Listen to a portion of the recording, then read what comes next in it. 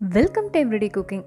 சுட சுட சோறும் மணக்க மணக்க காரசாரமான வத்தல் குழம்பும் தொட்டுக்க வாழைக்காய் பொரியலும் இருந்தால் எப்படி இருக்கும்?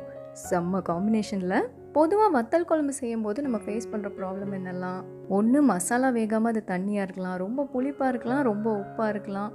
இதெல்லாம் இல்லாமல் பர்ஃபெக்டாக வத்தல் குழம்பு எப்படி செய்கிறதுன்னு பார்க்கலாமா? வத்தல் குழம்புனாலே கொஞ்சம் எண்ணெய் அதிகமாக விட்டு தான் ஆகணும். நல்லெண்ணெய் யூஸ் பண்ணிங்கன்னா ரொம்ப மணமாக சூப்பராக இருக்கும். ஒரு 2 குழிக்கரண்டி எண்ணெயை விட்டு அதில் ஒரு கை மணத்தக்காளி வத்தலை சேர்த்து வறுக்க ஆரம்பிங்க. வத்தலை மீடியம் ஃப்ளேம்லேயே வச்சு பொறுமையாக வருங்க. வத்தல் கருகிருச்சுன்னா குழம்போட டேஸ்ட்டே நல்லா இருக்காது. அதுக்காக வறுபடாமலும் எடுத்துடாதீங்க. வத்தல் வறுபடலைன்னா குழம்பு கசப்பாயிடும். மொத்தத்துக்கு இந்த மாதிரி பொரிஞ்சு நல்லா வறுபட்டுருக்கணும். ஒன்று எடுத்து வாயில் கூட போட்டு பாருங்கள். ஏன்னா நல்லா வறுபட்டுருச்சுன்னா கசப்பு கம்மியாக இருக்கும். வத்தலை வெளியில் எடுத்துட்டு மிச்சம் இருக்கிற எண்ணெயில் 1/2 டீஸ்பூன் கடுகு, 1/2 டீஸ்பூன் உளுந்து சேருங்க. கடுகு வெடிக்கட்டும், உளுந்து நிறம் மாறட்டும். கடுகு வெடித்ததும் 1/2 டீஸ்பூன் வெந்தயம். வெந்தயம் கொஞ்சம் வறுபட்டதும் ஒரு 5-6 பல் பூண்டும் 1/2 கப் நறுக்கின வெங்காயமும் சேர்த்துக்கோங்க. இதோட கொஞ்சம் கருவேப்பிலையும் 1/4 டீஸ்பூன் பெருங்காயத்தூளும் சேர்த்து வதக்க ஆரம்பிக்கலாம். வெங்காயத்தை பொறுத்தவரை சின்ன வெங்காயம் சேர்த்திங்கன்னா குழம்பு இன்னும் ரொம்ப ரொம்ப நல்லாயிருக்கும். இங்கே எனக்கு சின்ன வெங்காயம் கிடைக்கல, அதனால 1/2 பெரிய வெங்காயம் சேர்த்துருக்கேன். வெங்காயம் வதங்கிருச்சுன்னா ஒரு நறுக்கின தக்காளி சேர்த்து வதக்க ஆரம்பிங்க. தக்காளி நல்லா மசிய வதங்கணும். தக்காளி சீக்கிரம் வதங்கணும்னு நினச்சிங்கன்னா இங்கேயே உப்பு சேர்த்துருங்க. தக்காளி சீக்கிரம் வதங்கிடும். தக்காளி வதங்கிருச்சுன்னா நம்ம மசாலாலாம் சேர்க்க ஆரம்பிக்கலாம். 1/2 டீஸ்பூன் மஞ்சள் தூள், 2 ஸ்பூன் மல்லித்தூள், 2 ஸ்பூன் சாம்பார் பொடி, தேவையான அளவு உப்பு, இதெல்லாம் சேர்த்து நல்லா வதக்கிக்கணும். மசாலாவோட பச்சை வாசல்லாம் கண்டிப்பாக போகணும். அது வரைக்கும் இதோட உங்களுக்கு எவ்வளோ காரம் வேணுமோ அதுக்கு தகுந்த மாதிரி மிளகாத்தூளும் சேர்த்துக்கோங்க. மசாலாலாம் நல்லா வதங்கிருச்சுன்னா ஓரம்லாம் கொஞ்சம் எண்ணெய் பிரிஞ்சு வந்துடும். அங்கங்கே எண்ணெய் தெரியுதான்னு பாருங்கள். அந்த அளவுக்கு வதக்கிக்கணும். வதக்குனதுக்கு அப்புறம் நம்ம வறுத்து வச்சிருக்கிற வத்தலையும் சேர்த்து கலந்து விட்டுறலாம். இந்த அளவுக்கு நீங்கள் வதக்கியிருந்தால் தான் மசாலா தனியாக தண்ணி தனியாக வராமல் குழம்பு கெட்டியாக வரும். இதில் 1 கப் புளி தண்ணி சேருங்க. ஒரு எலுமிச்சம்பழ சைஸ் புளியை 1 கப் தண்ணியில் 10லேருந்து 15 நிமிஷம் ஊற வச்சு கரைச்சி ஃபில்ட்ரு பண்ணி இதில் சேருங்க. புளியை கொஞ்சம் வெதுவெதுப்பான தண்ணியில் ஊற வச்சிங்கன்னா சீக்கிரம் ஊறிடும். அதே மாதிரி கண்டிப்பாக ஃபில்ட்ரு பண்ணுங்கள். சாப்பிடும்போது குச்சி குச்சியாக வந்துச்சுன்னா நல்லா இருக்காது. அடுத்ததாக குழம்பு நல்லா எண்ணெய் பிரிஞ்சு வர வரைக்கும் கொதிக்கணும். ஹை ஃப்ளேமில் வச்சு கண்டிப்பாக கொதிக்க விடாதீங்க. இந்த குழம்பு நல்லா ருசியாக வரணும்னா லோலேருந்து மீடியம் ஃப்ளேமில் வச்சு பொறுமையாக குக் பண்ணணும். இங்கே நமக்கு புளி தண்ணி மசாலாலாம் சேர்ந்து நல்ல ஒரு குழம்பு கன்சிஸ்டன்சி வந்துருச்சு. இந்த சமயத்தில் ஒரு 1/2 கப்லேருந்து 1 கப் வரைக்கும் தண்ணி சேர்த்துக்கோங்க. தண்ணி சேர்த்து மறுபடியும் நல்லா கொதிக்க விடுங்க.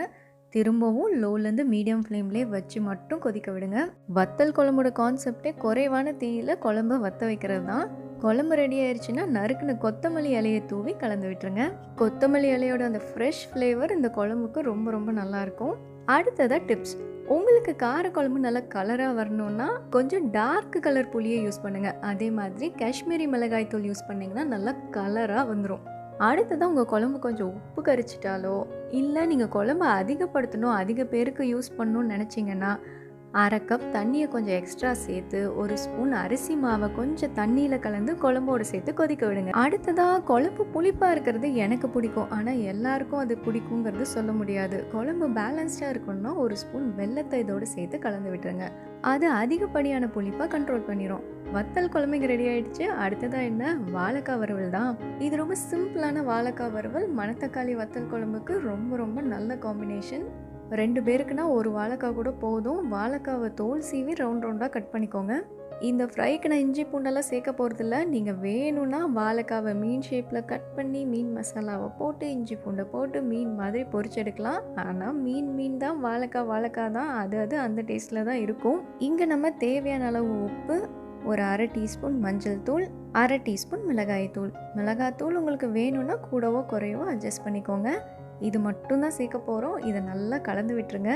வாழைக்காக்குன்னு ஒரு டேஸ்ட் இருக்குது. அதிகமாக மசாலா போடலைனாலும் இதுவே ரொம்ப ரொம்ப நல்லாயிருக்கும். இதை வேணும்னா நீங்கள் டீப் ஃப்ரை கூட பண்ணலாம். நான் இங்கே ஷாலோ ஃப்ரை தான் பண்ண போகிறேன். அதாவது சுட்டு எடுக்க போகிறேன். ஒரு கடாயில் கொஞ்சமாக எண்ணெய் விட்டு அதில் இதை நல்லா பரப்பி ஒரு பக்கம் வெந்ததும் இன்னொரு பக்கம் திருப்பி போட்டு 2 பக்கமும் கொஞ்சம் மொறுமொறுன்னு ஆகிற வரைக்கும் இதை குக் பண்ண போகிறேன்.